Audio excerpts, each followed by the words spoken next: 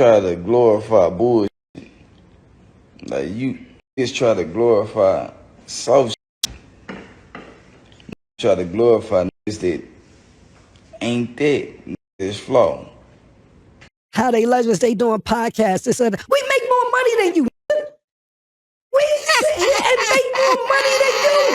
I know you don't want to play the Cash App, open your bank account game on the phone when we see each other. Family, what up? Y'all know what to do. Thanks for being here. I want to talk about this situation. It's a must because there is a such thing as doing too much or doing the most or chasing it. And when you're 69 years old and you're still doing the most, doing too much, chasing it, it's a problem.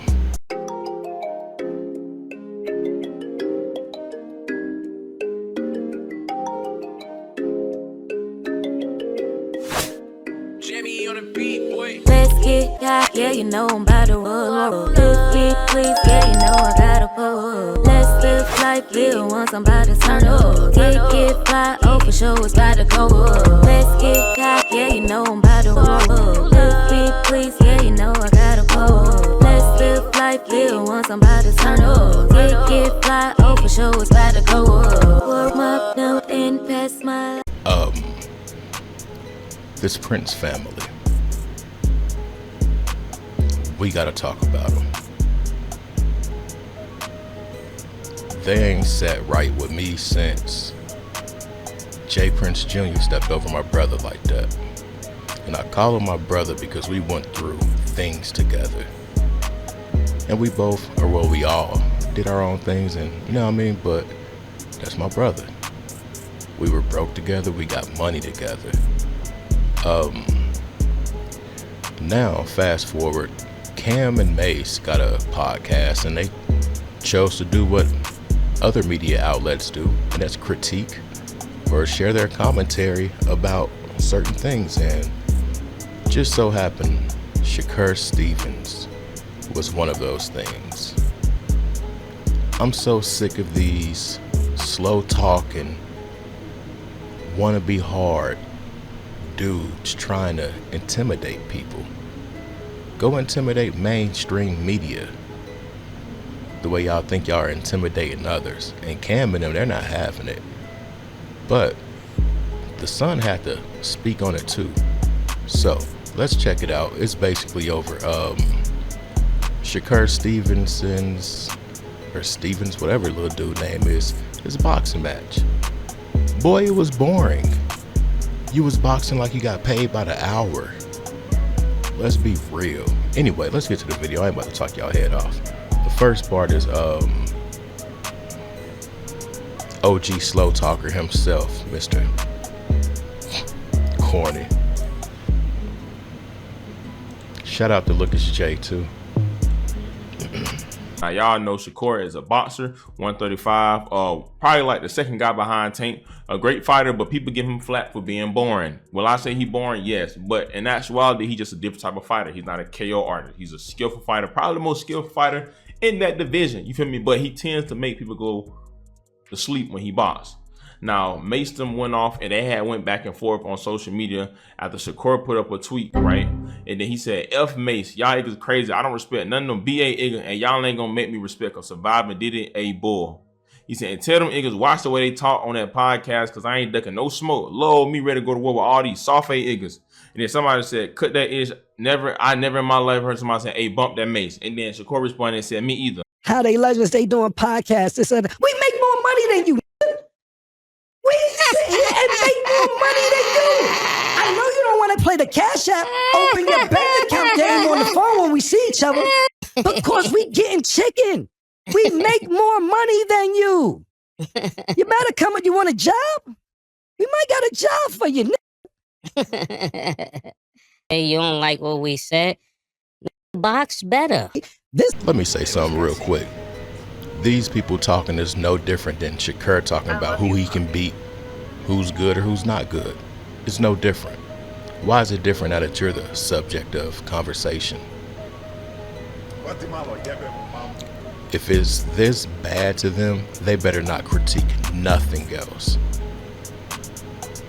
that anybody does.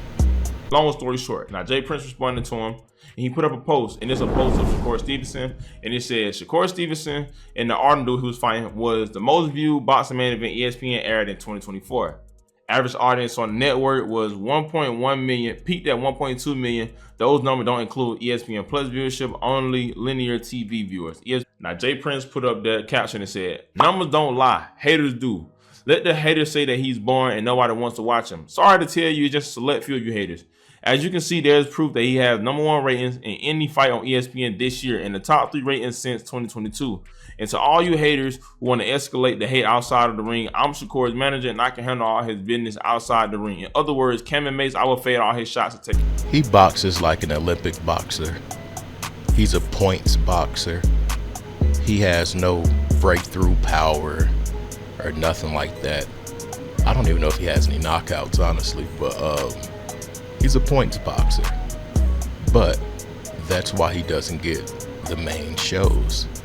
Don't nobody want to see that shit, dude. Period. Nobody wants to see a boring boxing match. Alright, so that's the first part. And like they said, how do you get mad at them because you got booed in your hometown? They're just doing what media people do, talking about what's going on in the media space. It's wild. Like, if he knocked dude out in the second round, they probably talk about that too.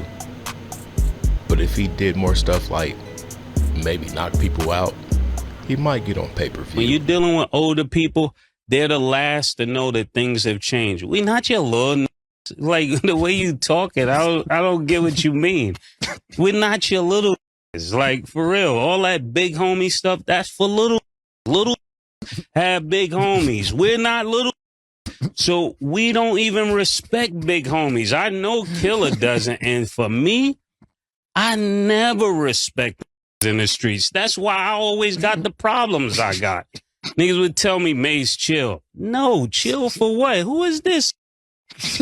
That's how I feel listening to this, man. Like, I want to respect you, but I can't. And I'm going to tell you why. Because if I got a little, like the dudes that raised me, if I was out of pocket, they would tell me I'm out of pocket. They wouldn't let me put them on a crash out mission.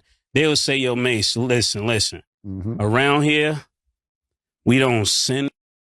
Nah, this is where the game got messed up when young started sending old niggas out. And just because this little ignorant got a few dollars, he make all of you that's supposed to be real run after his mission. This is a problem, Jay Prince. And I'm going to tell you like this. If you're 60 years old and you're trying to be a street, you failed. You failed. I'm telling you this. And I stand, my name is Mase. I stand by this message. If he knocked dude out in the second round, they probably talk about that too. But if he did more stuff like maybe knock people out, he might get on pay-per-view. It's easy to amass a certain amount of viewership or viewers on a damn near free channel. And I think it was on regular ESPN if I ain't mistaken. But yeah, you should have good viewers because they don't have to pay 50 or 80 or you can tell how long it's been since I ordered a match. I watch them free on them. I ain't gonna tell y'all. Anyway, yeah, so what's so wrong about it? If it was NBC, CNN, or ESPN Sports, it wouldn't be that same energy. And I hate that from our people. You need to be fucking me up, right? Because you try to glorify bullshit. Like, you just try to glorify soft shit. You try to glorify niggas that ain't that. It's flawed. You know when it's flawed, when we deal with them in the streets, we know when they're flawed. Like, we understand that they flawed. We don't capitalize off their flawedness, though, because we'll capitalize off real shit. We ain't gonna capitalize off no nigga being flawed, weak as hell. We understand what a nigga weak as hell. Then he a street, call himself a street nigga. He could be a street nigga, but he's still weak as hell. We don't capitalize and try to glorify this shit. Nah, we gonna sit and have conversations about niggas as strong as us. I think Holmes think we forgot about Takeoff. That's how I really feel. Like, I feel like dude think we forgot about Takeoff. Boy, go back to where you was hiding at. Now, that big homie thing, you gotta be careful. When he was the boogeyman of the industry, y'all,